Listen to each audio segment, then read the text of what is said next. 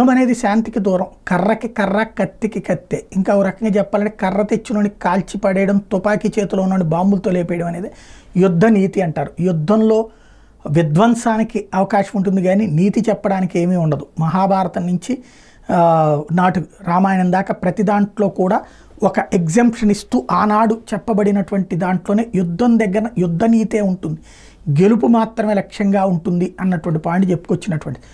ఇప్పుడు అట్లాంటిదే ఇజ్రాయెల్కి హమాస్కి మధ్యన జరుగుతున్నటువంటి యుద్ధంలో హెజ్బుల్లాకి జరుగుతున్నటువంటి. హెజ్బుల్లా ఏం చేసింది, ఇజ్రాయెల్ మీద వరుసబెట్టి దాడులు చేసింది. మొన్న టెల్ అవీవ్తో పాటుగా అక్కడ ఉన్నటువంటి సరిహద్దు ప్రాంత గ్రామాల మీద పెద్ద ఎత్తున దాడులు చేసింది. ఏదైతే హెజ్బుల్లాకి సంబంధించిన చీఫ్ పోయాడు అన్న తర్వాతన చేసినటువంటి దాడులలో అది అత్యంత కీలకమైనటువంటిది. అయితే ఇజ్రాయెల్ మరి చూస్తూ ఊరుకుంటుందా? అమెరికా సహకారం ఉంది, సిఐఏ సహకారం ఉంది, ఇన్ఫర్మేషన్ ఫీడ్బ్యాక్ మొసాద్ దగ్గర ఉంటుంది, సిఐఏ దగ్గర ఉంటుంది.